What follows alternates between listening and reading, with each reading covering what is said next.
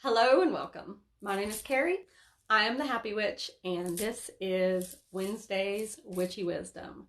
Give me a moment, and I'm going to pin the topic for tonight while some of you join me.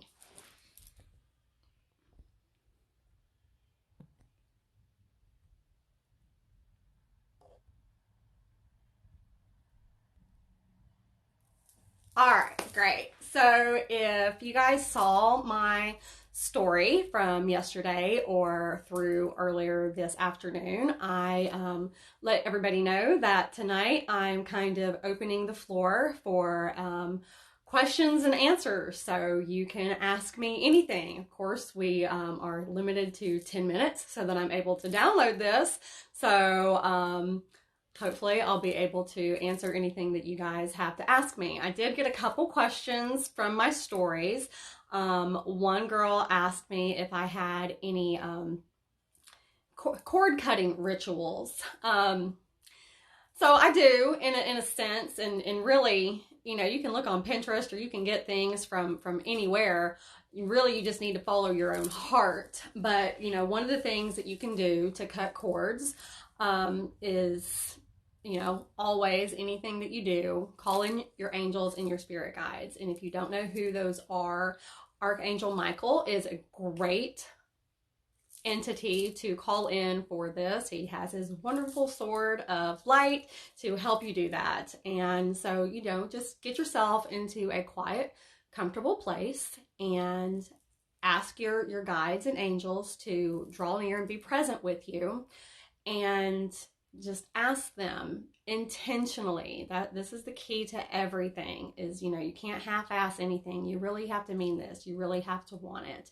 And you can just ask them to help you to cut cords with any attachments that are not serving your higher purpose, that are not strictly from love and light and positive intention.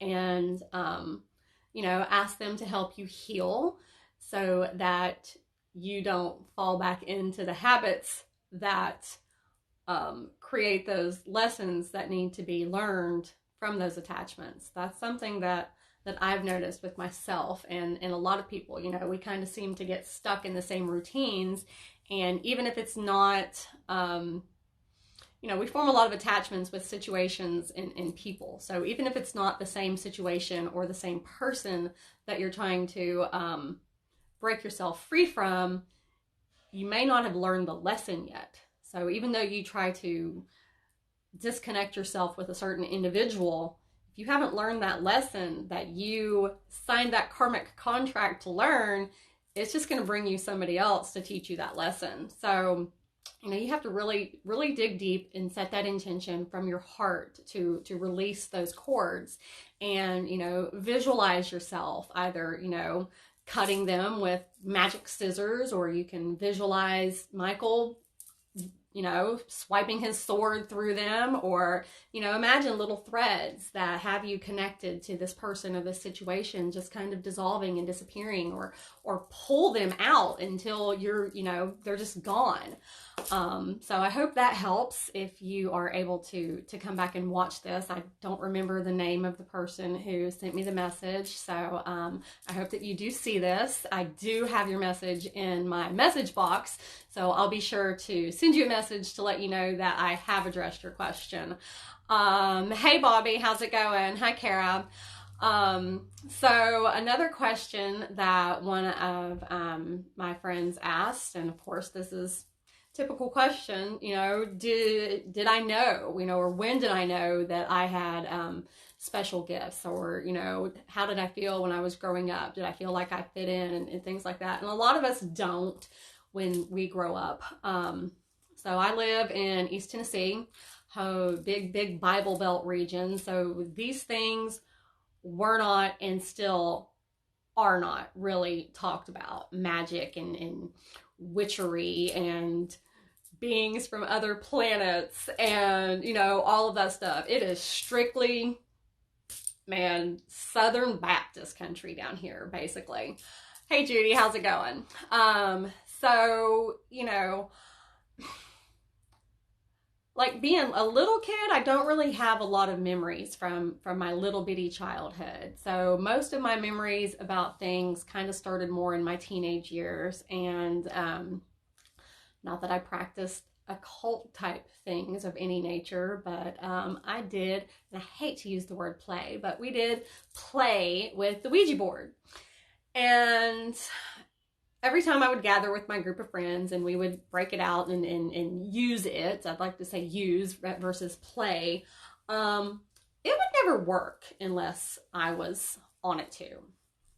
So I did feel a connection with the spirit realm in that sense, and nothing ever happened that was negative with me. Anytime I would receive any messages, I don't want to say that I channeled, because I was always fully present in my body. Nothing ever came through me except for, you know, the movement of the little key thing there. But it was always things that someone needed to know. Somebody needed to know the message that I was given to send to them.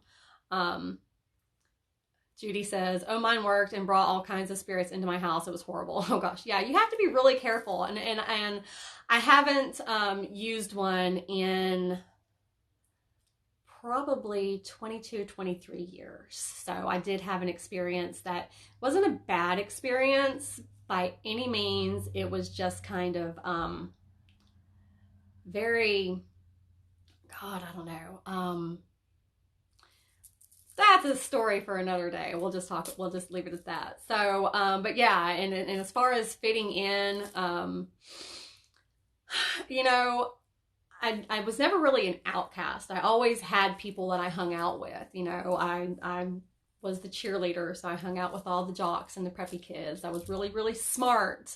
So, you know, I kind of hung out with that smarter crowd that the cool kids didn't really hang out with. You know, I was definitely a fucking wild ass rebel. So, you know, I had those people that I hung out with, but I didn't really feel like I was part of any of those groups. So I've always have felt, you know, kind of more individual, but still welcomed everywhere I went. Just not really a whole part of any of those particular groups. Let's see if anybody else has any other questions.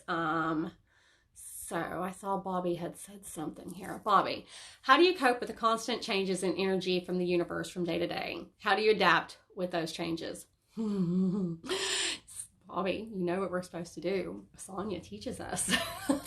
Meditate, meditate, meditate. And man, I tell you, I don't cope. Yesterday and the last few days have been a fucking clusterfuck for me.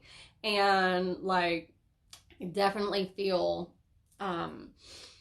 like this fiery energy, and just everything has been a shit show for me. And with the whole changes and not knowing what's happening in my life right now with my job and things of that nature. And you know, for those of you that are part of our Moon Babes group, you know, you hear me talk about my teacher, my friend. I work with her too. I'm her admin for our group.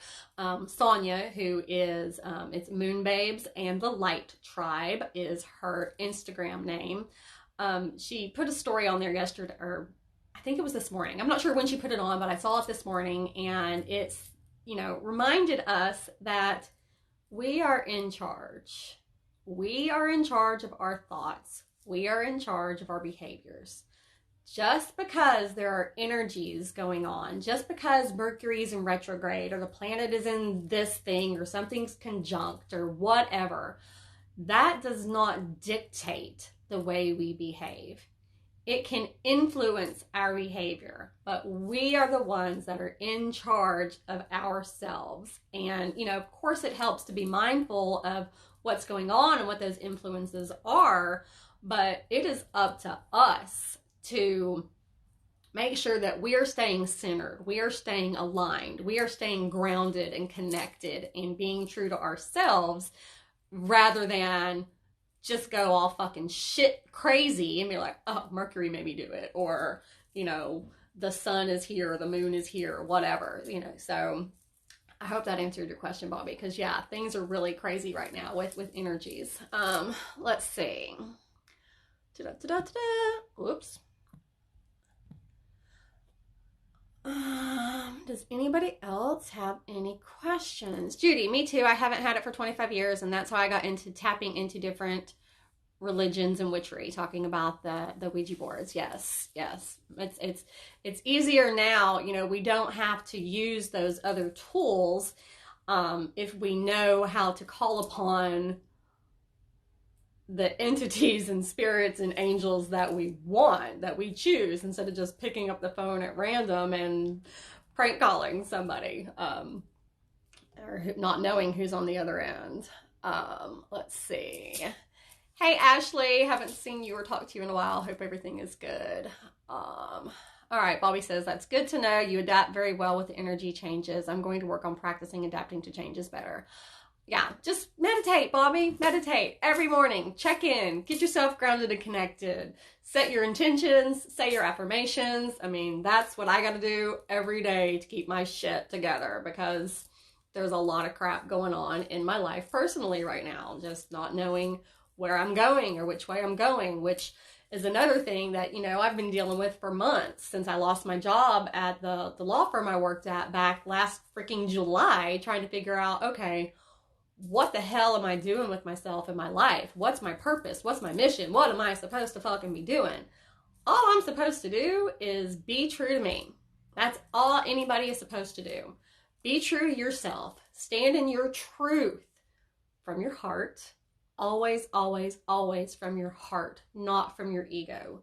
Do you, but do you because you are doing you from love, from a good place. And that just inspires other people to do the same thing. And all we're supposed to do is be here to support each other, to lift each other up, to show everybody that they have a reason and they have a purpose. And it doesn't have to be the job that you get up and go to from Monday through Friday. And it doesn't have to be, you know, this great big huge thing. And, you know, it's funny because a lot of my tarot cards that I've been pulling say, you know, that it doesn't have to be great. There are plenty of butchers, bakers, and candlestick makers. You don't have to be an individual. Of course, there are some of us that are individual. Just do you, and do you to the best of your ability. And that's all that we're supposed to be here for, is just staying in your truth.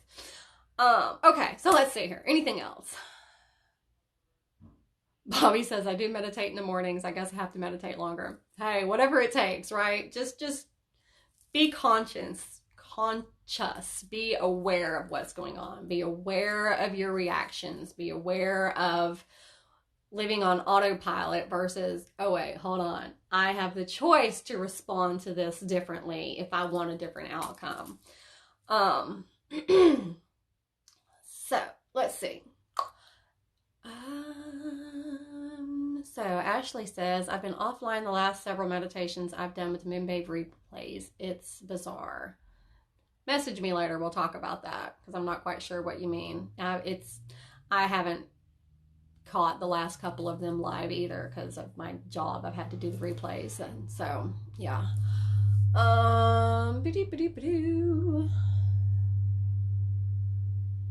Well, nobody has any other questions for me. I don't think.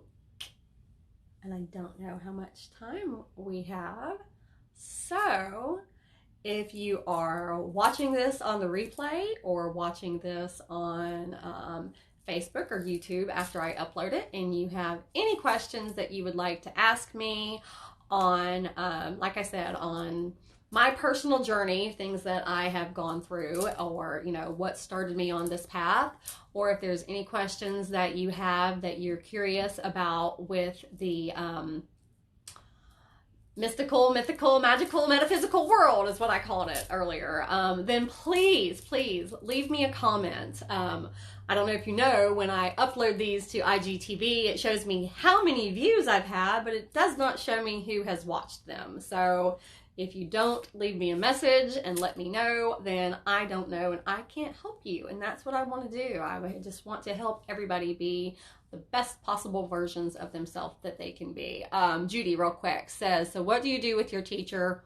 What is she? Judy, send me a message. Oh wait, Judy, you know you're in our group. It's Sonia, Moonbabes. So yeah, and she's getting ready to launch an awesome course, the Metaphysical Masterminds. So like I said, check her out. Her website is moonbabetribe.com. Her Instagram is moonbabes and the Light Tribe. So yeah, I will maybe pin her name down in the comments too. So I have not eaten dinner yet. I'm gonna go make myself a ooey gooey grilled cheese sandwich, already in my PJs. I hope to see you guys next week. I don't know what we'll talk about, so stay tuned and we'll find out. Sat Nam, namaste, good night. Love you guys all so much.